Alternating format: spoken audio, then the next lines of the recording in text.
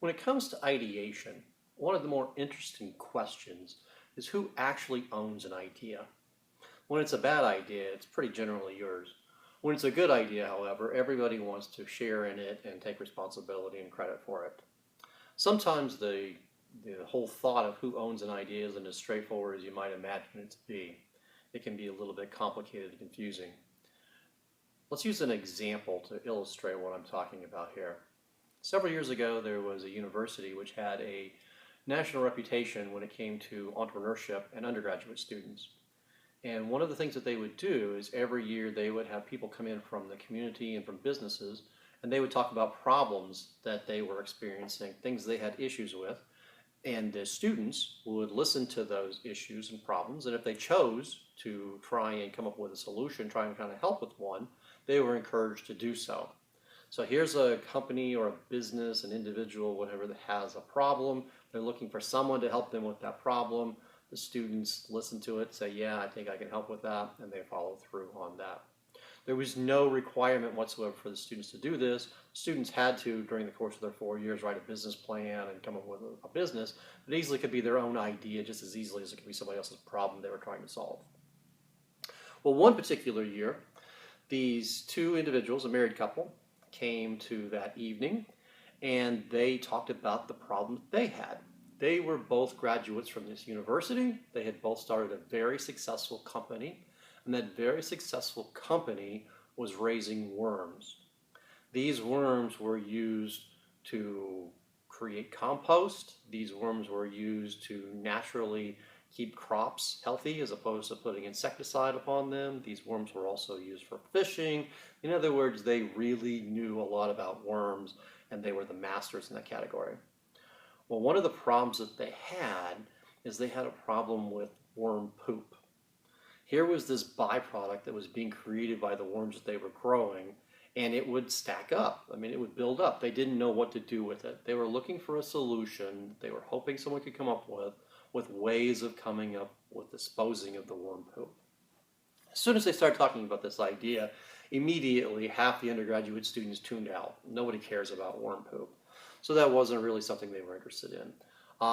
After it was over, a number of the students decided to kind of try and figure out a solution for it, and so they looked at different angles and things like that, and there were lots of different ideas. So you went from half the class down to a couple of others, and then they worked through it, hit a roadblock, and so on and so forth.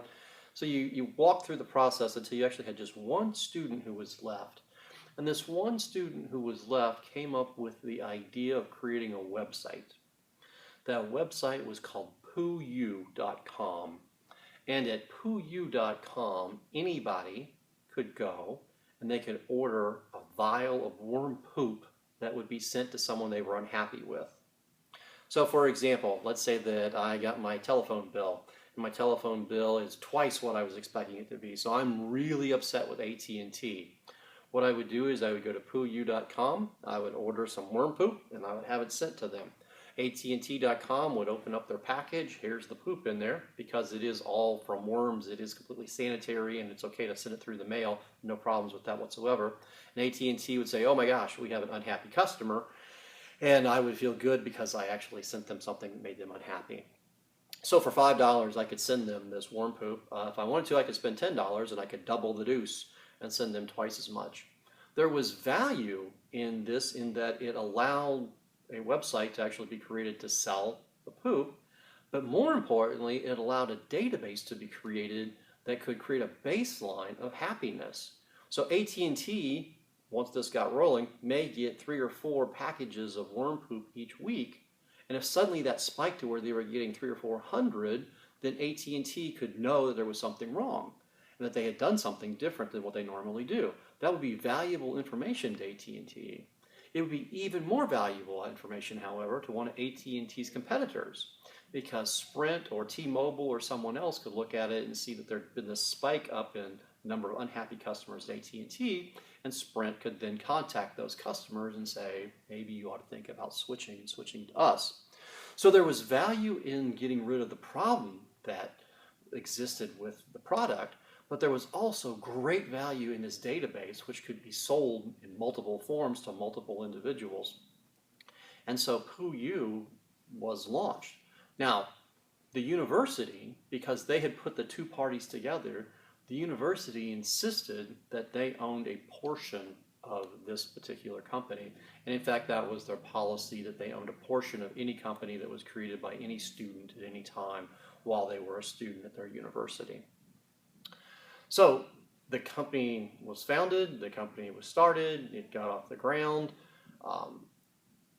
Initially, it was good, and then a few little red flags started coming up. The first red flag that occurred was when there was a competition that was being held by the university. They invited people from all over the country to come and pitch business plans and business ideas. At this particular juncture, the PooU.com won the competition, won a pretty sizable cash prize and all of that. And immediately there were some red flags that went up. People weren't really happy about the fact that many universities were represented there, but the one that won was one that the sponsoring university owned a percentage of, and they were thus able to get a portion of the cash prize and collect from that. So that was a red flag that went up. The second red flag that went up was that the idea itself for selling the worm poop was questioned as to who actually owned it.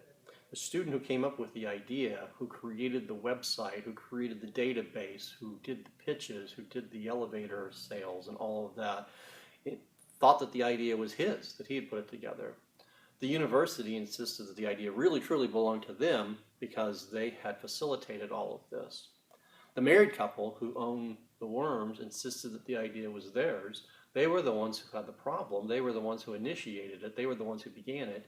And in the long run, the entire company fell apart because the three parties couldn't agree on who owned the idea and where it originated from. Now that sounds like a silly example, and it is not. It is an example of something that happens quite often. Many times during the beginning phases of an idea, you're pitching it and you're trying to refine it, and you've got lots of people who are involved in it. And at that point, the question is, who does it belong to? Well, it technically belongs to anybody who contributes to it, as long as it is a brainstorming session. One way you can get around that, one way you can protect your idea legally, although you have to be sure that it is indeed understood to be such, is that rather than brainstorming, rather than sharing your idea, you can propose your idea. So if I go to a meeting and I say, I'd like to propose my idea, and I give it, and then others contribute to it, it's still technically and legally understood as being my idea. Whereas if I'm just simply saying I'd like to bounce some ideas around, then it belongs to all of us. So you have to be very careful in doing that. The wording is very important.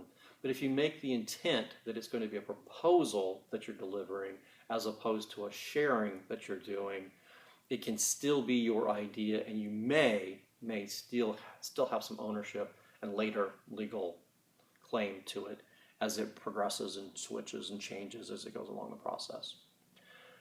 That said, be very careful with your ideas. You do want to get as much input as you possibly can. It does help to get as much input as possible and to listen to as many different sources as possible. But it's also very important to protect that idea as well. Non-disclosure agreements often get thrown out of court, but they're better than nothing. If your idea is something that you really believe in and are really fond of, get those non-disclosure agreements signed. Make sure that all people who come to it are understanding that it is your idea and they're willing to do so and share with you their thoughts on it, and that they are listening to your proposal as opposed to your just simply sharing session. So that hopefully illustrates this really simple concept that gets really complicated in a very short period of time.